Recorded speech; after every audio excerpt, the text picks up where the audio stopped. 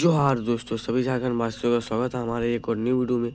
आज का ये वीडियो क्लास 10 के लिए इंपॉर्टेंट रहने वाला है सेट 2, जो कि आप लोग का आज को देखिए, जिसमें आप लोग का सेक्शन ए है, जिसमें आप लोग के 10 प्रश्न रहेंगे, 2 अंक के, ठीक है। ऑब्जेक्टिव प्रश्न है जो आप लोग का बहुत ही जो कि है सफलतापूर्वक काम आएगा आज के बिजली टेस्ट में, ठीक है।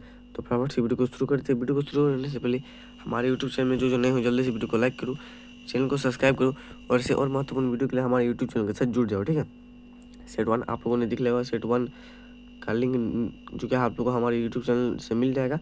ऑब्जेक्टिव और सब्जेक्टिव दोनों में, उसमें सब्जेक्टिव जो कि प्रश्न बहुत ही महत्वपूर्ण प्रश्न है, तो उन प्रश्नों को भी देख लीजिएगा, ठीक है। तो चलिए वीडियो को शुरू करते हैं।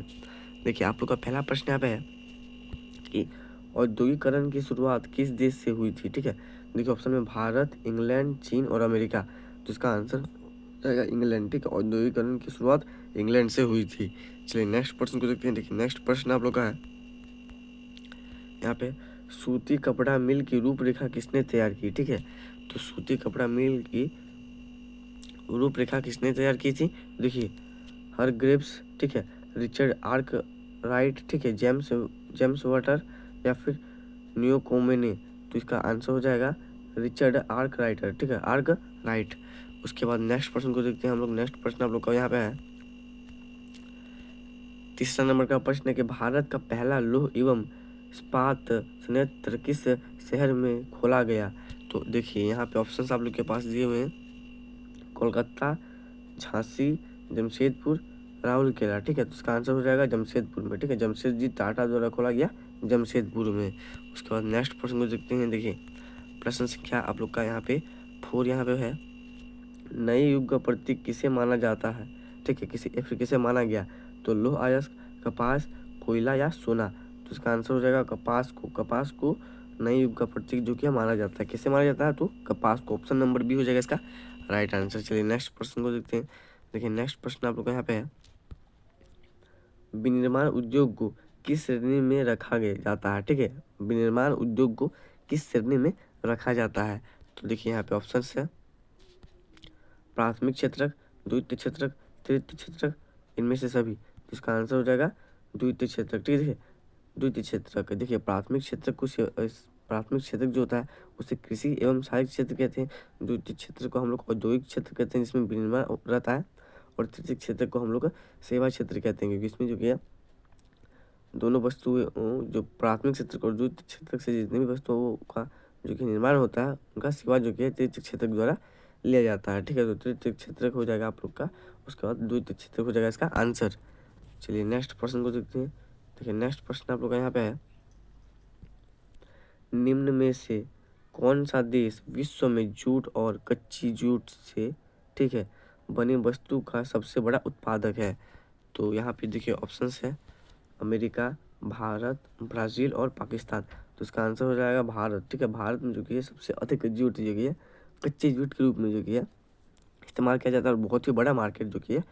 तो भारत हो जाएगा इसका आंसर। चलिए नेक्स्ट प्रश्न को देखते हैं। देखिए, नेक्स्ट प्रश्न आप लोग यहाँ पे है कि सकल घरेलू उत्पाद में विनिर्माण उद्योग का योगदान है। तो देखिए, सकल घरेलू उत्पाद में विनिर्माण का जो कि कितना प्रतिशत जो कि योगदान है, ठीक है। तो इसको देखते हैं हम लोग। तो चलिए यहाँ पे देखिए, इसके ऑप्शन दिए गए हैं। देखिए, 27%, 37%, 17% या 7%। देखिए, सकल घरेलू उत्पाद में विनिर्माण उद्योग का योगदान है, तो इसका ऑप्शन नंबर सी हो जाएगा, यानी कि 17%, ठीक है, 17%। चलिए नेक्स्ट प्रश्न को देखते हैं, प्रश्न संख्या 8 को। देखिए, प्रश्न संख्या 8 आप लोग का है कि इनमें से कौन कृषि आधारित उद्योग नहीं है, ठीक है। इनमें से कौन जो कि है कृषि आधारित उद्योग नहीं है, वो उद्योग जो कि कृषि द्वारा नहीं होता। तो देखिए, रबड़ कृषि द्वारा होता है, जूट भी कृषि द्वारा होता है और चीनी भी कृषि द्वारा होता है, लेकिन लौह इस्पात उद्योग जो कि कृषि उद्योग नहीं है, ठीक है, ये विनिर्माण उद्योग में आता है। तो लौह इस्पात उद्योग हो जाएगा इसका राइट आंसर। चलिए नेक्स्ट प्रश्न को देखते हैं। देखिए, नेक्स्ट प्रश्न आपको यहाँ पे है, 9वां नंबर के यहाँ पे, लोकतांत्रिक शासन व्यवस्था का कौन सा मूल्य नहीं है? तो समानता का मूल्य है, विधि का शासन भी होता है, न्याय भी होता है, लेकिन असहनता, ठीक है, असहनता नहीं होता है, ठीक है। तो ऑप्शन नंबर डी इसका राइट आंसर हो जाएगा।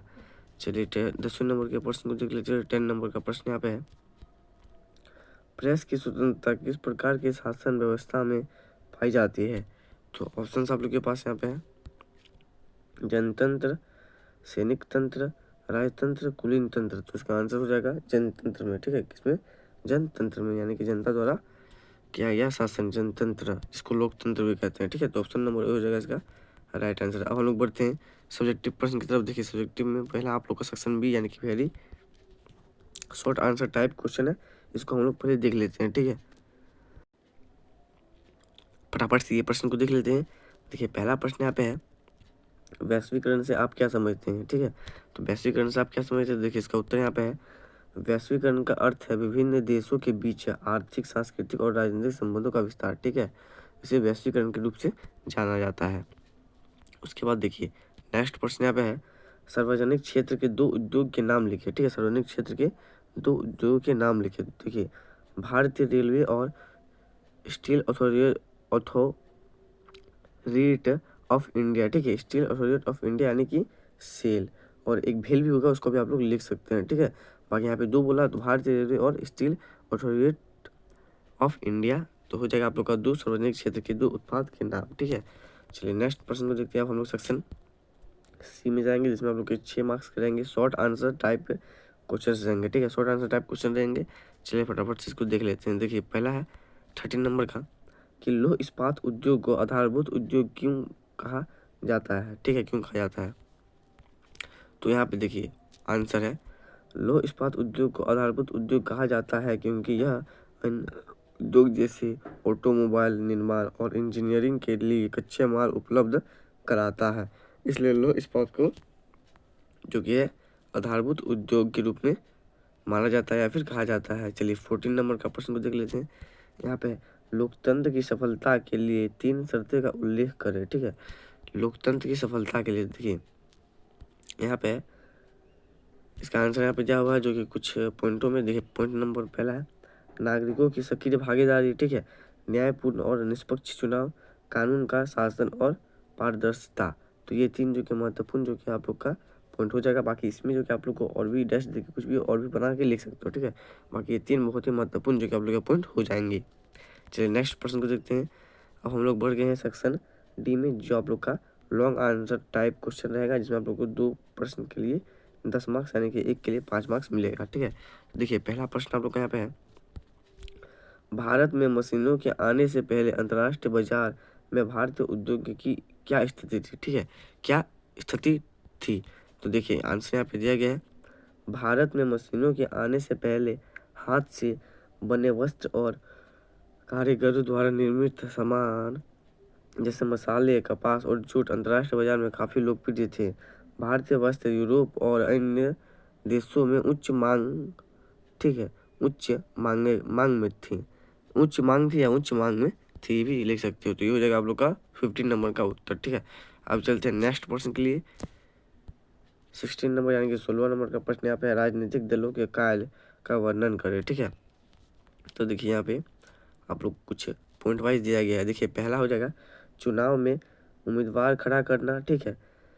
नीतियाँ और कार्यक्रम का निर्माण करना, सरकार बनाना और विपक्ष की भूमिका निभाना, जनता के मुद्दों को उठाना और समाधान देना, ठीक है।